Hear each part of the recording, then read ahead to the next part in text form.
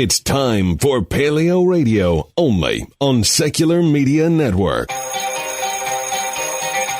You are now entering PaleoRadio.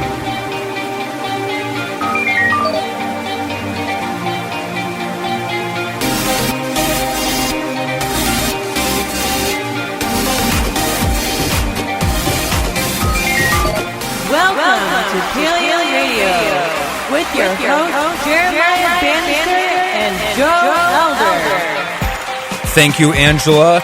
Welcome to PaleoRadio, live here in studio, 95.3 FM, 1680 AM. My name is Joe Elder. My daughter calls me the Hercules of talk radio, Jeremiah Bannister. The Hercules of talk radio. Very totally true. It's settled in stone. Isn't that lovely? Yeah, it's totally lovely. And again, welcome to PaleoRadio. We have a fantastic lineup for you guys. The very first topic we're going to get into is why socialism is still popular to this day. And there's kind of an anthropogenic answer to it, which is pretty nice. You know, and I'm glad because Jonathan Haidt was part of that. I said, well, there's my man, my guy. Yep, I was totally pumped. The next topic we're going to talk about is an article written by Walter E. Williams over at CNS News, and it's called Cruelty to Black Students.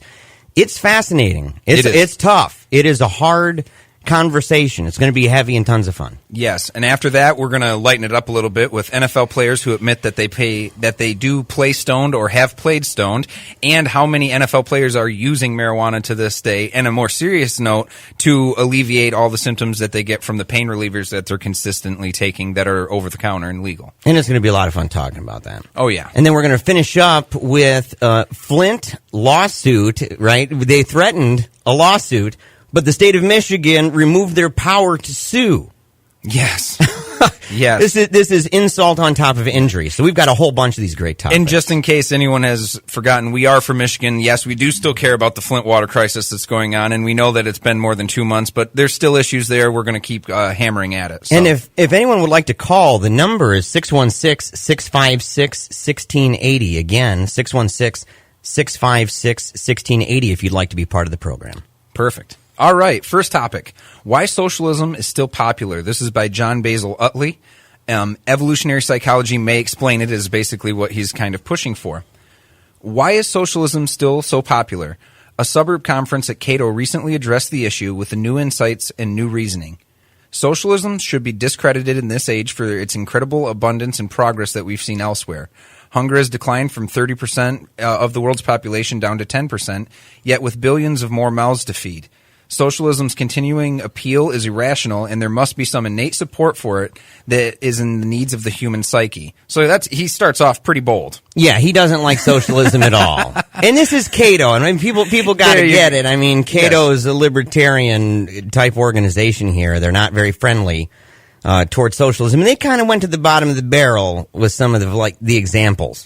Yes, now, I think is kind of in a way making a little bit of mountains out of molehills, where he was blaming all of socialism. Now, there's great explanations to where we have our ideals of socialism in the human psyche. I think that's why there's value to this article. But to say that all socialist tenets should be thrown out the window at this age, that's a little bit like William Buckley in the 70s saying that liberalism was dead. That's hilarious. And if you haven't seen that, it was I think it was with the victory of Ronald Reagan or something like that, where it was a definitive blow for all time to liberalism, and it was done. Right? And yes. Just to say, quite obviously not. And there was a whole bunch of these evolutionary psychologists at this event that were talking about kind of the psychological underpinnings of why certain economic systems would be preferable to someone based on their moral foundations. Yes. Yeah. So, I mean, there's a lot of great information in this article. Spare kind of the rhetoric at the start. For 200,000 years, humans lived in tribes as hunters and gatherers. Agriculture has only existed for some 10,000 years, and the human mind has not changed appreciably during the last 50,000. Evolutionary psychology helps us to understand why we relatively feel that fabulously wealthy societies like ours are so rare and possibly so fragile. And this is by Will Wilkinson in his book Capitalism and Human Nature. So they're basically talking about how we need to kind of catch up psychologically to how big and how vast our social systems are today, which I agree with. Right, and he brings out things like tribalism, and we're going to talk more about that, but the things that for a very, very, very long time in our evolutionary process, the things that we relied upon in these hunter-gatherer tribal units where each according to what he's able to do sort of thing. And what happens if you get hurt? Yes. What happens if you're really hungry, but you're not able to go and get the food for yourself? Individualism is not viewed the exact same in hunter-gatherer tribes as it is in Western nations. And Haidt has a term for it, weird, right? Western, what is it? Educated, industrialized, you know, he's got rich, right? And democratic. And so you've got weird societies where individualism is kind of at the core, but collectivism is still there. It's always part of the discussion. And I think part of that, rightly so, is what evolutionary psychology says, is that the way that we evolved as a species and the way that our groupings were structured. And you can see it all over the place, especially in elections. Well, yeah, absolutely. Yeah. And when people say evolutionarily, why do we look the way we look, and how could we have possibly survived out in the wilds, you know, with this frame and the way we are? Well, the big reason is we ran in big groups. We had kin selection. We had big social groups that we worked within. So it makes sense to say that the idea of individualism is late to the game. It's not something that was there with every hunter that went off into the woods. And going back into the article, another speaker that was at the Cato Institute, Lita Cosmides, hopefully I pronounced that correctly, explained how primitive hunting was intrinsically difficult and dangerous. Hunters caught prey at less than 40% of the time. This led to an ideal communist society from each according to his own ability to each according to his own need. Luck was often the reason one party returned with food and not the other, and any tribesman who was injured or became ill could only survive, along with his family, if the rest of the tribe shared food with them that they had caught. Sharing was everything, and property rights scarcely existed, obviously. Based on the circumstance, you relied heavily on other people. Yes. You relied heavily on a kind of structure where people had roles, too. Yes. You did. I mean, there were some people who were better at hunting. Yes. I mean, yeah, there's some people that... Some people are better at hunting, and if the odds are already rough, you want your master huntsman, you want that person to go out and get the grub. Yes. So, I mean, at the end of the day, the writer is trying to say, he puts it into an interesting quote here that John Tooby had said, where he goes on to say, the key to understanding how the modern mind works is to realize that its circuits were not designed to solve day-to-day problems of a modern American. They were designed to solve day-to-day problems for our hunter-gatherer ancestors. So really the writer is using this as his jumping off point to say this is where socialism's coming from and people have the innate need for it, which can be true, but it doesn't mean that it can't work. I don't know. I think Tooby, at least the stuff that was brought up in this article, I think it was some of the weakest. Yeah. I do. The question, why is socialism and Marxism so popular with young people in the academic world? And he points out, you know, that the poor economic performance in places like Cuba and Venezuela. But why not talk about Scandinavian countries? Sure. That seems to be what a lot of the democratic socialists, anyways, when they in the United States, when they talk about it, they're not using Cuba and Venezuela as their examples very often. They're not like, well, this policy works really well in Venezuela. Yeah, they cherry pick for sure. They absolutely cherry pick, and it's just like we do with communism, where you know China's kind of they're obviously quasi capitalist and communist, but at the same time, it's a well functioning machine. At this point, it's hard to say that it doesn't work when you can handle over 1 billion people and you have a rising middle class.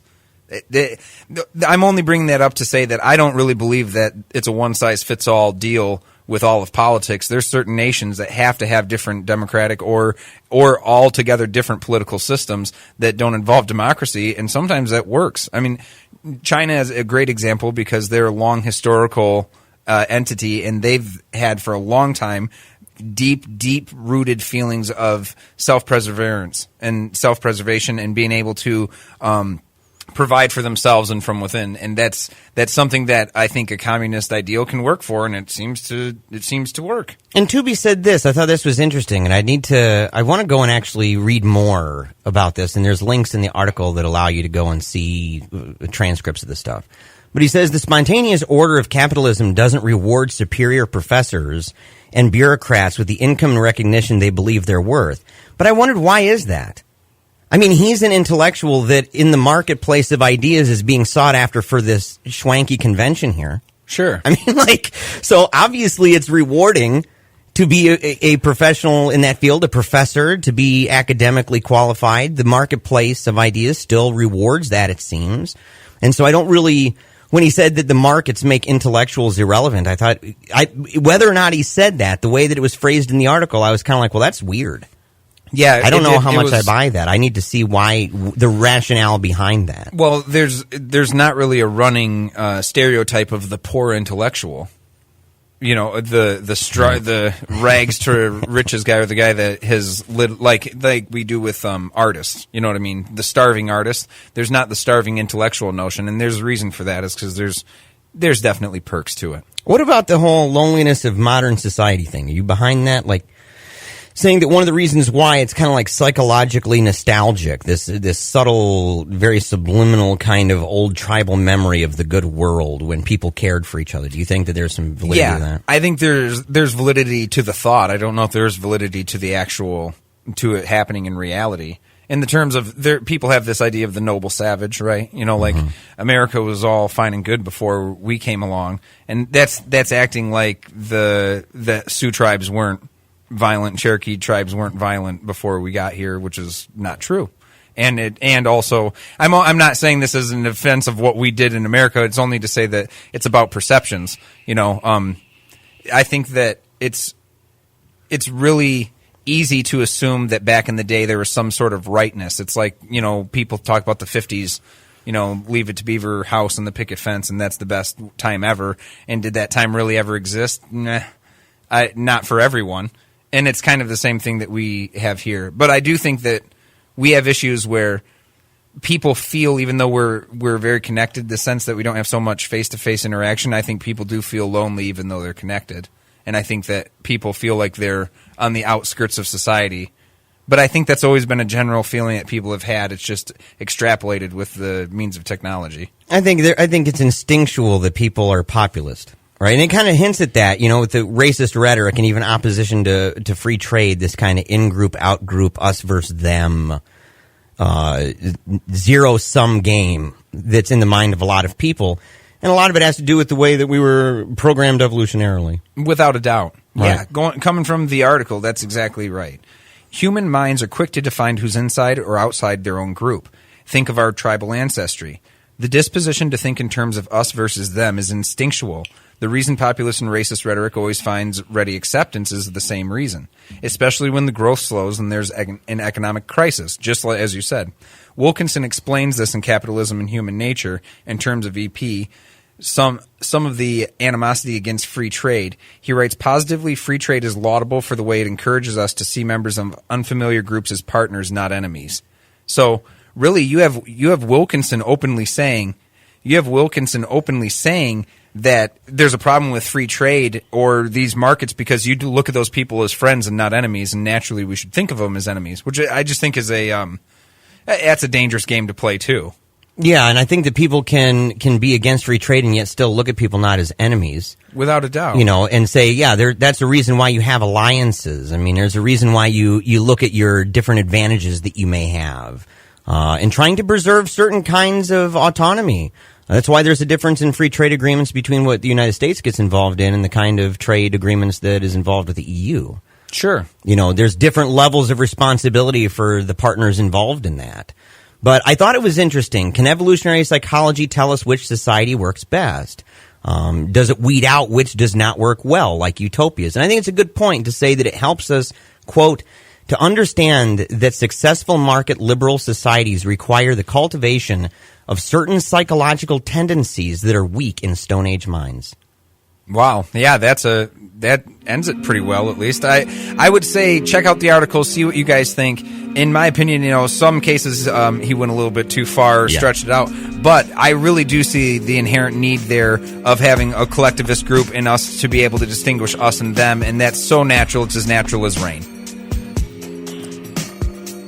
Love Paleo Radio? Join the club. Support our work by visiting patreon.com/Paleo Radio today.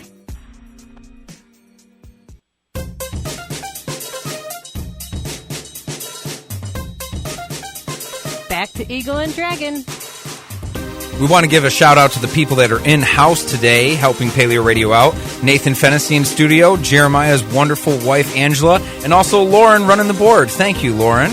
You save us big time, Lauren. It's unbelievable. I mean, listen, it's kind of like the unknown hero type thing, you know, where you have somebody working the boards, keeping attention on time, making sure that we sound mega dope constantly.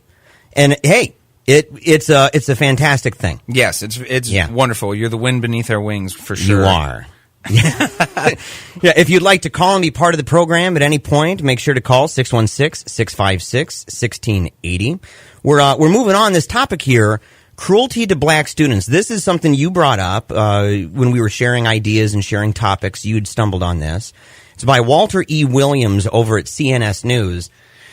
Walter Edward Williams is an African-American economist, commentator, and academic. He's the John M. Olin Distinguished Professor of Economics at George Mason University. And he begins by saying this, and it's controversial. It's walking a line, man. It's walking a line, but I think it's pointing to where the problem really lies. I think that it points back to something and says we need to deal with something at the roots here of this.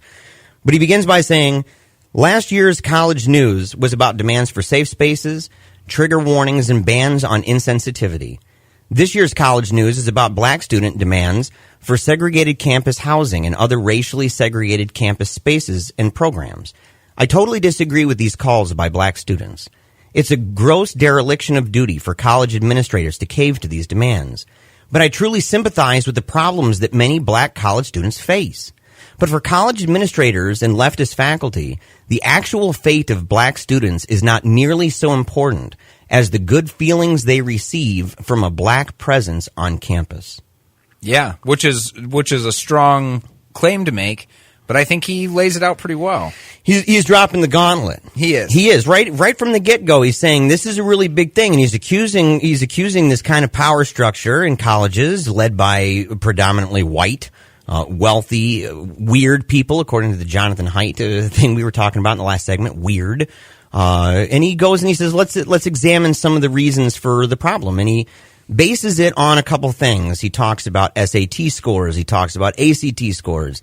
And he says a very large percentage of all incoming freshmen have no business being admitted to college.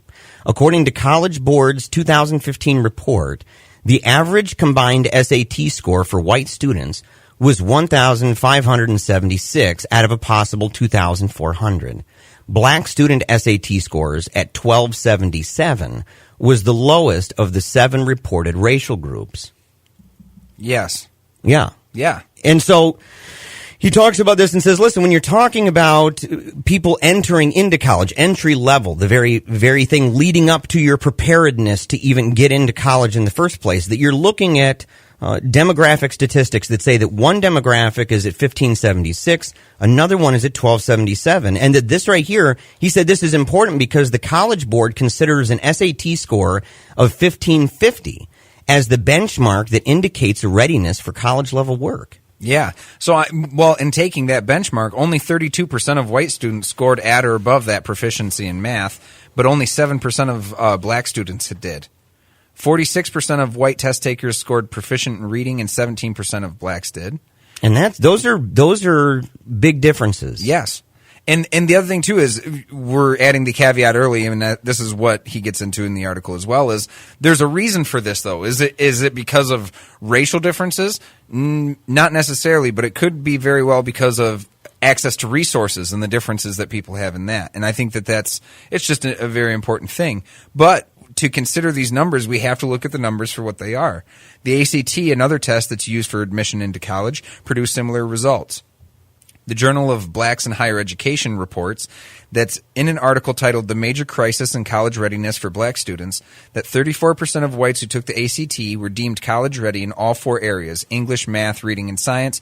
For blacks, it was only 6%. That's dramatic. And that is a dramatic thing. But I think that also points signs back to why are people not prepared for college when they get access to college, and is there something that we should be doing in the forefront? That's literally the key question. I mean, this can go, if you look at these statistics, imagine a hypothetical scenario where you're tossing out statistics like this. You're going to have a clamoring gang of goons that would say, oh, well, the reason why is because black people aren't as smart as white people. Yeah. Now, that's a ridiculous thing. I mean, this is scientifically, the same kind of numbers with this disprove that notion. At the same time, the flip side, the other branch of this would be, and we believe this to be the case, resources. Yeah. That urban schools access, they are not resource-rich environments. They aren't. I mean, I've learned this moving to Grand Rapids. My kids have been in numerous different schools throughout their lifetimes. Before moving to Grand Rapids, we lived in places where when they went to public school, it was predominantly white. Yeah. And now we go to a school where it's predominantly not white. And actually two different schools, predominantly not white. And it is so visible, it's tangible, you can feel it. Where you walk in and you say, this is not a resource-rich environment like the other schools that we went to. Absolutely. There is literally, it's so obvious. There's another side of the tracks when it comes to this sort of thing, especially in things like reading, math, science, those sorts of endeavors.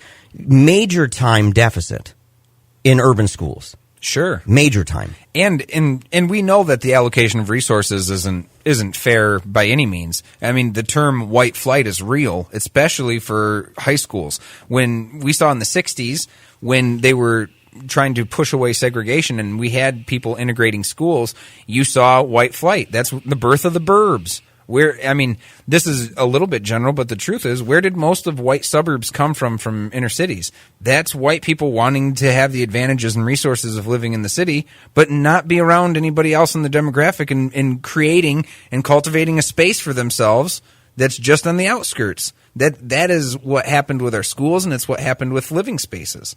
It's why when people talk about Detroit, and they talk about how many people have left Detroit, most of the people that have left Detroit that are white didn't leave actually Detroit. They left Sterling Heights, or they left, Rochester Adams, or someplace that was, again, a suburb of the city. And adding insult to injury on this, talking about being rich in resources and stuff, a lot of the kids that go to urban schools, like I learned this last year, we had a whole bunch of really terrible days with snow and with ice, but our school was still open. Most other schools, and I can safely say most other schools that were predominantly white had snow days. But they couldn't do snow days at this school. They can't afford to because a lot of the students don't have anywhere to go. Or to eat. And they said, and the principal at the school literally said, he said, in many ways, some days it's more like a daycare. He said, because we simply cannot shut these doors down. If we do, those parents, they can't stay at home. They have to go and work. Yeah. Or else they can't even get the scarce amount of food that they already have. So you have to keep it open. And then so you keep a place open all the time. Kids literally have to go all the time. And yet they don't have the resources necessary. It's like the schools are a big version of their home. Yeah. Walter Williams goes on and writes, these are significant differences in academic preparation between white and black students. I'm sure that the difference given by black students and their feelings of inferiority are being out of place. Black college students across the country have demanded segregated housing and other safe spaces on campus designated for students of color. Students calling for segregated spaces do so because they allege that their campuses are oppressive, discriminatory, and represent institutionalized racism. For decades, colleges have purchased peace by creating whole departments of ethnic diversity and multicultural studies. All too often, these studies are about propaganda and not serious education. Plus, they provide students with an opportunity to get an easy A. So that's some hard hitting right there. Yeah, basically saying that they've purchased peace by creating whole departments of ethnic diversity and multicultural studies, but saying that they don't really get to the root of many of the issues. Now, I don't know. Right. I think that's kind of an opinion that he's laying on a lot of those studies, but I think that the idea of wanting more segregation amongst racial groups in our college settings scares me. It doesn't worry me. It scares me because high school is a place where you can cultivate and share, and you can be a hermit with your ideas in high school. You can get away with it. But college is going to be a place where you have to have your ideas blown up and meeting other people and having diverse thought come in and change the ways you think. And this is for everyone. This isn't for one group or the other.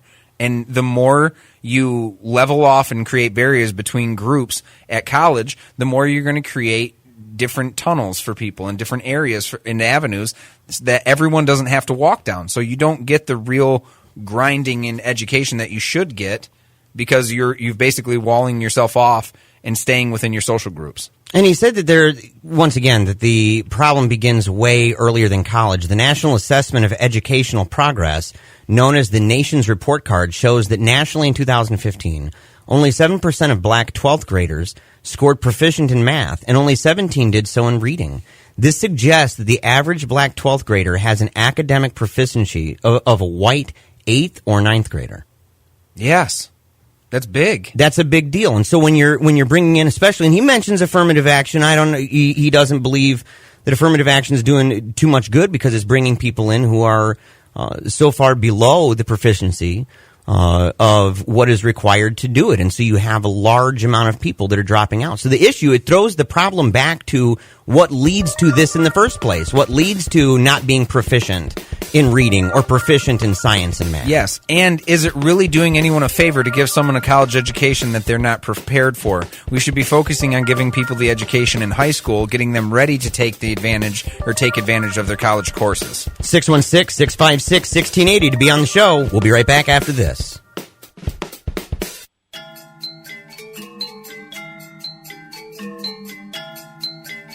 Now back to Joe and Jeremiah. Welcome back to 95.3 FM, 1680 AM, Paleo Radio. Want to give a shout out to some of our Twitter followers. Thank you guys for following, and you guys can follow as well, twitter.com/Paleo Radio Show. We have Jeff Mack, who's joined the followed group, Tina Harop, and also Daniil Pustovalov, who's a Russian journalist, photographer, and blogger. So thank you for following. Yeah, say hi to Vladimir for us. Yeah, it's please been a long do. time since we got a selfie together. So we want to go right out of the gate. We want to go to Craig in GR. He's listening on 95.3 FM. Welcome to Paleo Radio, Craig. Thank you. You were talking about SAT and ACT scores, and people who make their money off those tests want people to think that those tests are in some way indicative as a predictor to how well an individual will do in college, but there is no correlation to college success in the tests. There is, however, a very consistent correlation throughout the history of the test with the income of the individuals involved. So it's a very high correlation with household income and very low correlation with success in college.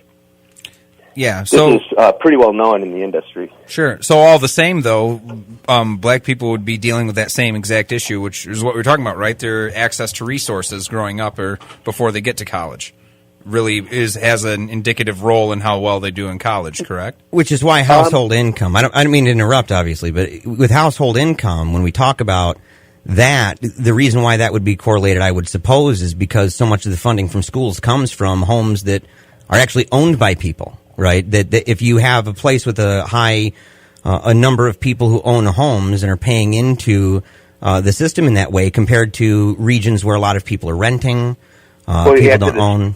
Yeah, in the schools, in the school system that they come from, we finance our schools through property taxes. Mm-hmm. So the higher the property taxes, the more resources for the school. But the correlation of success, I mean, somebody could come out of inner city schools and do very well in college. The ACT or SAT is not going to have any indication that they're going to do.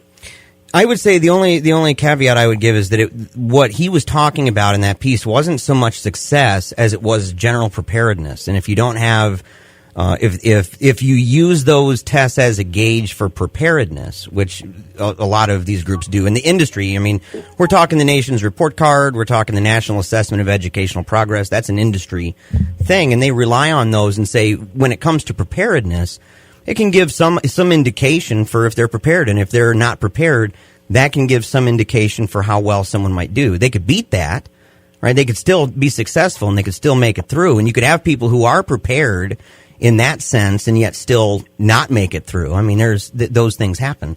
You know, but I don't think it's completely something to toss out.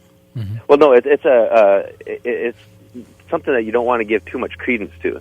The tests, we had this impression that a test can give us an indication of a performance level in a real-world situation. And tests are very abstract. They're not directly related to real-world situations. On an extreme case, you have the Heisenberg uncertainty principle, where when you have what you're testing for is taken out of the context of the environment that it's in. And so the test doesn't test for it in the environment. It tests for it outside of the environment. If a test... But it's go ahead. I mean, the conversation is a good conversation to have about making sure that people are going to be able to be successful in an academic environment. But the... excuse me for a moment. Well, I'm on the phone. Hey, being a parent or overseeing a child never fails, man. Yeah. It happens all the time. Don't worry about it. Right. It's just hard to focus on the phone as he's tugging at your shirt sleeve, so to speak. That's fine. So the tests can give some kind of indication, but we have a tendency as a culture to give them much more validity than what they have. Sure. And then in doing so, instead of dealing with the environment, so to speak, and creating ways in which to make sure that people could succeed, like the best way to do that would say, well, maybe what we need to have is a whole series of classes that introduces people to the college experience and how to translate whatever experience they're bringing to learn how to be successful in that environment. Instead of testing for people to pre-select, would be we'll take anybody who comes. Sure. And then these are really important because we're showing you how to jump through the hoops. Yeah. And so if you put validity towards the tests, then you end up missing the ability to analyze, to be more successful with having the outcome of the people who make it through those classes being successful in college. Sure. Well, and I think though too, the big thing to focus on is he was using the test as an example. I think a better example is the fact that the freshman incoming class dropout rate between black people and white people is astronomically different. And we can post and look at that. But the point is being not to, and again, it has nothing to do with people's true education and their, exactly. It has very little to do with people's actual education and their ability to learn as much as it does that by the time this person is 18, their access to the resources that other people, predominantly white people, have had by the time they're 18 and their access to resources, it's so different that those white people have had an obvious hand up or at least a different experience in a way where their access to just basic things. Yeah, we're culturally more adept to that ivory tower world. Sure. Well, a great example is this. I'm from a very rural town. I grew up in a town of only 2,000 people. My graduating class was only 100 students. I mean, I grew up in a small place. We had 2 computer labs. We had a full gym. We had a middle school gym. We had an elementary school, middle school, and a high school in a town of 2,000 people. Like, I mean, if you can think about that in terms, we weren't very well off as a school, but we had serious resources more than inner city schools did by far, and we were in the middle of nowhere. And so there's something to be said there. Thank you so much. Thank you so much for calling, Craig. We appreciate it. And thank you for tuning in on 95.3 FM. We really appreciate your support. Yeah. All right. I enjoyed much of your programming. Yeah. Too, also. Hey, thank you so much. Craig. This is the last thing I'll say about it. I mean, when talking about, and he mentioned this, when talking about tests and it not being preparing, that we need to have classes that kind of integrate people. The problem is I went to a school where we had those, and what they had to do, because there was not preparedness, was we had to go back and basically relearn and be taught in a class that was taking up our time in college, going through stuff that I learned in 9th grade. Mm-hmm. And that was a real thing that we had to go back, and it was called Self and Community. That was one of the courses. There was another one on like how to write an essay. Yeah. And I'm like, that's high school preparedness stuff. If you are going into a college and you don't know how to write an essay, there's an issue here, and that's the preparedness that leads up to a college experience. There's an extremely high price to pay for kicking the can, and when we've kicked the can on high school education, by the time it gets to college, people that are in college suffer too. All right, playing stoned. Yeah. Playing stone. There's a segue. There's a segue. Transitional moment here. Yeah, some NFL players love getting high before kickoff. By Michael Kaplan of New York Post. Before he suited up to play for the New York Giants in 2012, Jacksonville Jaguars offensive lineman Eben Britton took an ice bath followed by a hot shower. He did his routine stretches, and then he smoked a joint. Yeah. In fact, Britton, who has also played for the Chicago Bears and left the league in 2014, tells the Post that he played 3 NFL games while high on marijuana. He says, NFL games I played stoned were some of the best games I ever played. Cannabis cements your surroundings. A lot of people say they are useless when they smoke weed, but hell, I played NFL games when I was stoned, dude. My performances were solid, and I felt really good after. I tweeted, and if people don't follow me, you can follow me at PaleoCrab, but I tweeted that I smoked one time. I got real ripped and tried playing some hoops. We're out on the court, man, on the old concrete, and it was not good. It had some depth perception issues. Oh, yeah, man. I was depth perception issues. I was airballing layups, man. I'm like, this is ridiculous. I've always told people that, hey, man, if people want to smoke or you want to do your thing, it's always open door for anyone, right? But we have to be careful about saying that it will make us better at our activities that involve being bodily kinesthetic. I think that's on the line. And you get a lot of people, I mean, you hear this a lot kind of just in the cannabis culture where people are like, man, I'm way better at driving when I'm stoned. I'm better driving drunk. Okay. It calms me down. My nerves aren't quite so, tense. What's more likely, that you took a potion that increased your abilities or that you drank something that increased your sense of your abilities? Right? Yeah, I mean, it's just way more likely that you just think you've done better.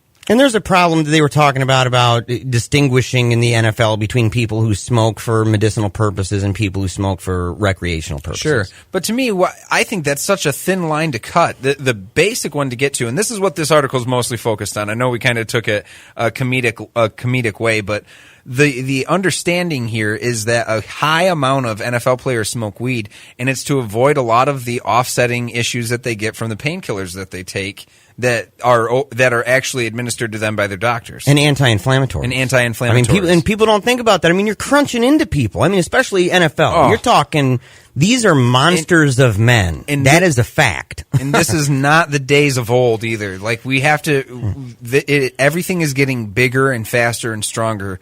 The idea that Lawrence Taylor, he was great back in the day, guys, but Lawrence Taylor would be a baby out there right now with the men that play.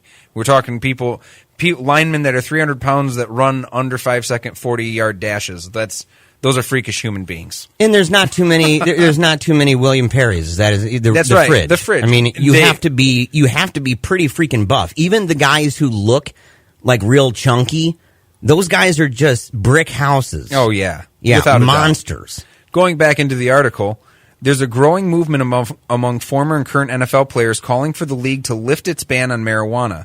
And the pro football season wraps up in week 2. 18 athletes are sidelined for unspecified substance abuse violation, which says, this is what Brian Federer had said. Nevertheless, players are willing to take their chances. Marijuana is so prevalent that one former pro tells the Post, I had my weed dealer meet me at the players' parking lot after practice for a delivery. So, I mean, it is something that is happening across the board, and a lot of it has to do with avoiding opiates and highly addictive opiates and pain medication. No, the NFL is not for it. They said that medical experts have not recommended making a change or revisiting the collectively bargained policy. And they bring up things about, marijuana use disorder, possible addiction. You're saying the same thing about Vicodin. You're saying the same thing about Oxycontin. But there is a point to saying the heart rate may increase 20 to 50 beats per minute. That's a valid point. Yeah, there's just tons of research that we should be doing on this, but the main focus is that we need to remove marijuana as a Schedule I drug and be able to test its true medicinal purposes so we can tell and get these evaluations that the NFL will be happy with. For debates, interviews, or speeches, contact PaleoRadio Show at gmail.com.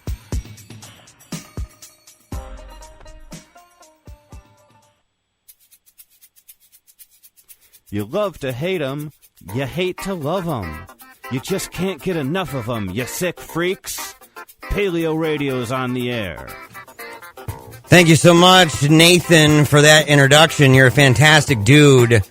Integral part of the sound and quality of Paleo Radio. Now listen, everybody, if you love Paleo Radio and you really are just bummed out that it's only an hour a week, and we're working on this, there's stuff behind the scenes, we got a lot going on, trying to extend our time, maybe even a change a day. It's all kind of in negotiations and stuff. We're trying to figure it out.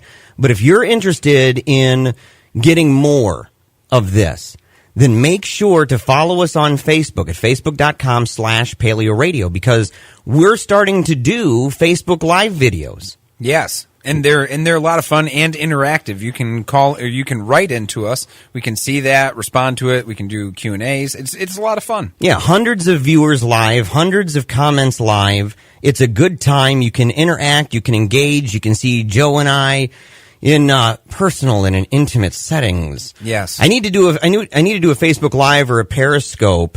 I need to do that from the old bathtub.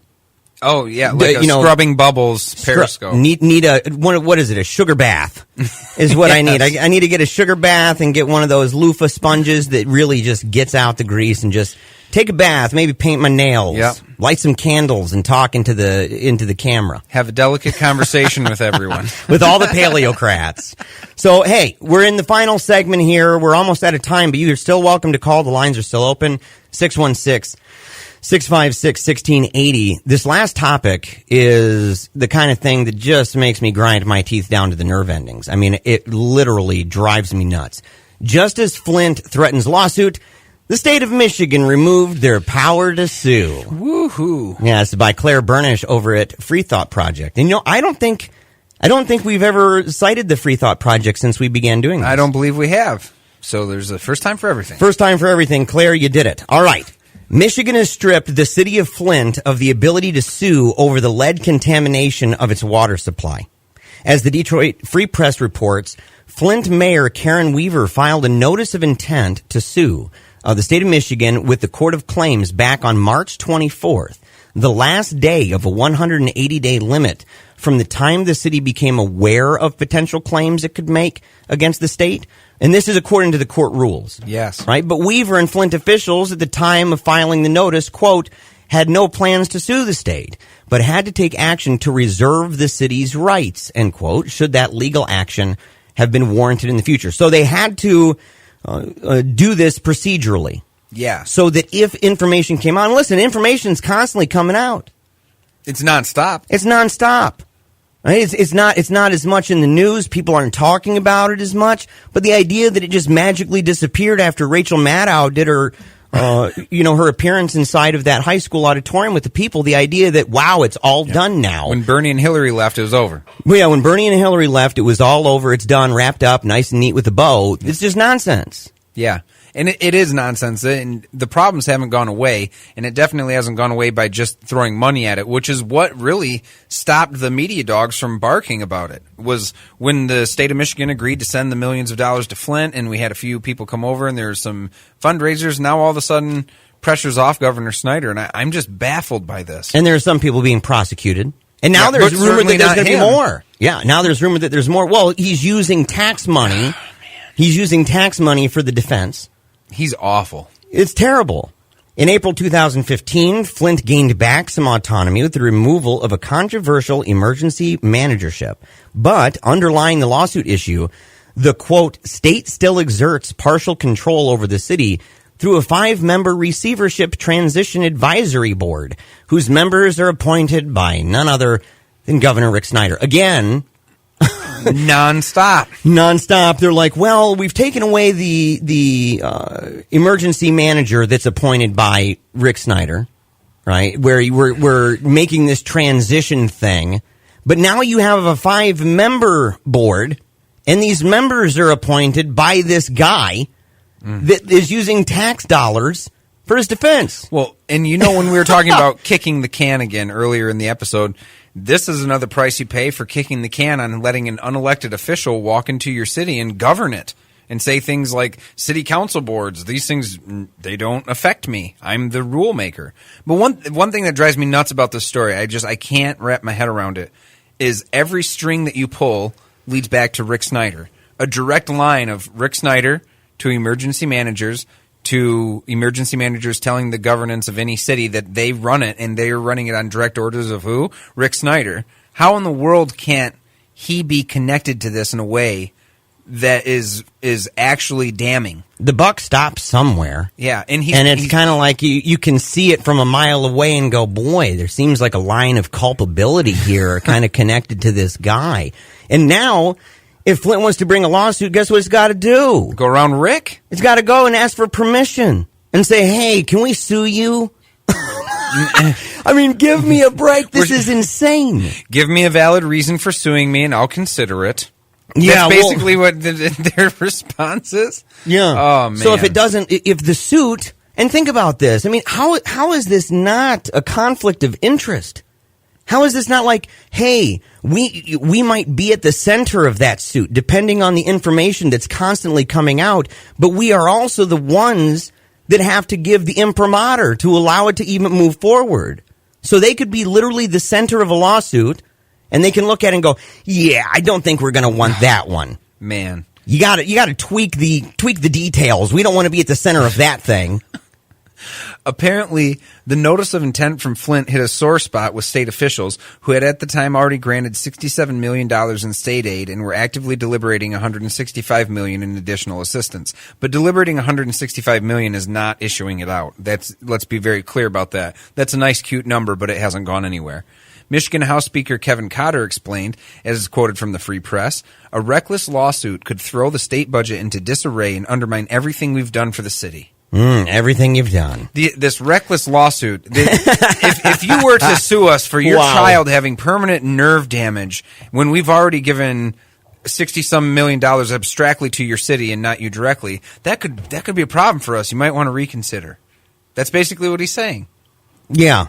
Wow. It undermines everything we've done for the city.